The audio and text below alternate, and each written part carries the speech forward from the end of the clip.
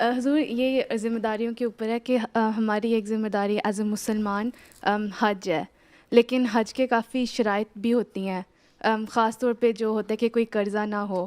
تو اب ہم جس طرح یہ بھی بات ہے. ذمہ داری تو نہیں ہے، پہلی بات یہ ذمہ داری نہیں ہے.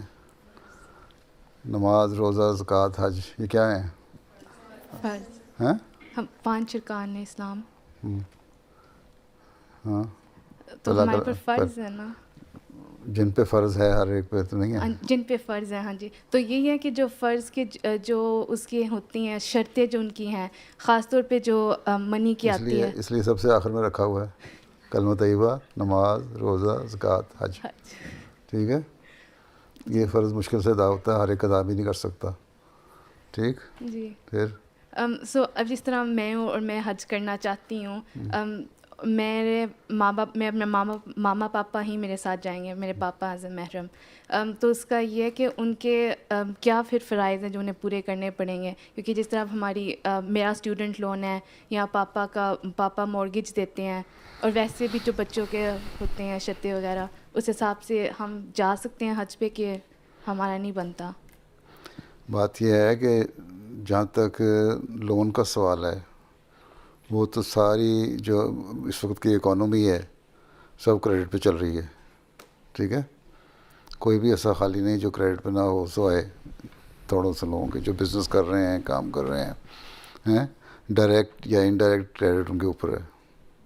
ٹھیک ہے، اس کے علاوہ تم لوگ اپنے چندے دیتے ہو، گھر کا کھانا بھی کھاتے ہو، خرچ کرتے ہو، کاریں بھی رکھی ہیں، پیٹرول بھی خرچ کرتے ہو ہیں، اور لمبی چھٹیاں ہوتی ہیں سیر پہ بھی جاتے ہو، شادیاں ہوتی ہیں تو جوڑے بھی بناتے ہو.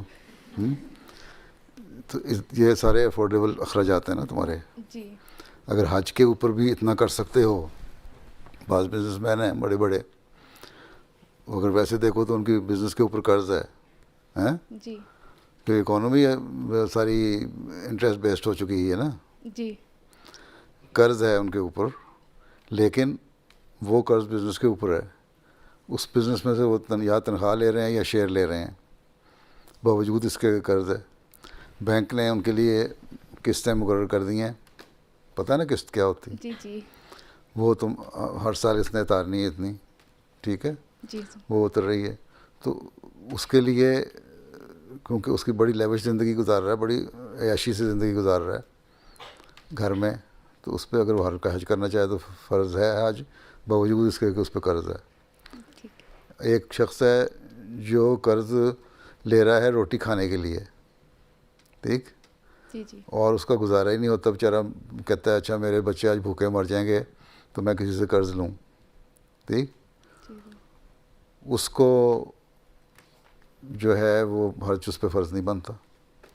پھر حج کے فرض کے لیے راستے کی سہولت کی ضرورت ہے. ٹھیک، آرام ہو، امن ہو. حضرت مسیح علیہ السلام نے فرمایا کہ میں حج کر سکتا ہوں مالی لحاظ سے اگر ضرورت کا خیال ہے، لیکن میرا امن نہیں ہے راستے میں. سعودی عرب پہنچوں گا سب سے پہلے مولوی میرے پیچھے پڑھ کے گردن کاٹیں گے، اس لیے اللہ تعالیٰ نے ایسے حالات میں منع کیا. ٹھیک، حضرت صلی اللہ علیہ وسلم نے مدینے کے جو 10 سال تھے ان میں آخری دنوں میں حج کیا نا جا کے، جب فتح مکہ ہوئی. اس کے بعد اس سے پہلے نہیں کیا. تو اس لیے کہ امن کی سہولت نہیں تھی. صلح حدیبیہ میں واپس آ گئے، اس وقت بھی نہیں کر سکے، عمرہ بھی نہیں کر سکے، کچھ نہیں کر سکے. تو یہ امن ایک بہت بڑی شرط ہے. پھر مالی ضرورت، اور مالی ضرورت بھی ہر ایک کے لحاظ سے. آج کل کی اکانومی کو تم رکھو سامنے، جس طرح میں نے بتایا تمہیں، ایک پہ قرض ہے لیکن وہ قرض نہیں ہے، بزنس ہے اور تمہیں خرچ مل رہا ہے. ایک پہ قرض ہے وہ کھانا کھانے کے لیے. ایک شخص حج کر رہا تھا، اس نے آواز سنی کہ آج تمہارا یہ سب لوگ جو حج کر رہے ہیں ان کا حج فلاں شخص کی وجہ سے منظور ہوگا، قبول ہو گیا. خیر وہ پتہ کرتا کرتا کرتا بڑا لمبے سفر کے بعد اس شخص تک پہنچا. یہ کہاوت سنائی نا، اس شخص تک پہنچا یا بعد میں حکایت ہے، یہ مجھے مستحضر نہیں ہے کس حوالے سے، لیکن بہرحال یہ واقعہ صحیح. اس شخص تک پہنچا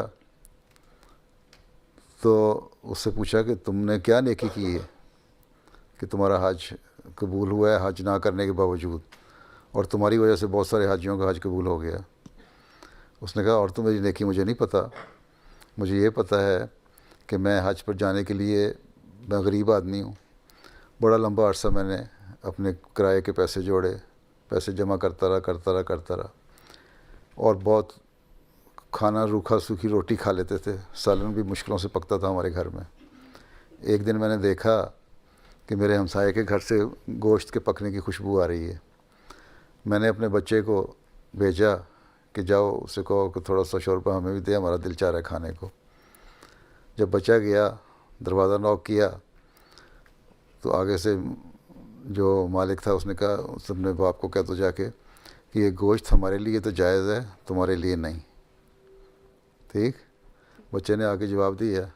پھر باپ خود گیا، اس نے جا کے ہمسائے سے پوچھا کیوں یہ تمہارے لیے کیوں جائز ہے اور میرے لیے کیوں نہیں.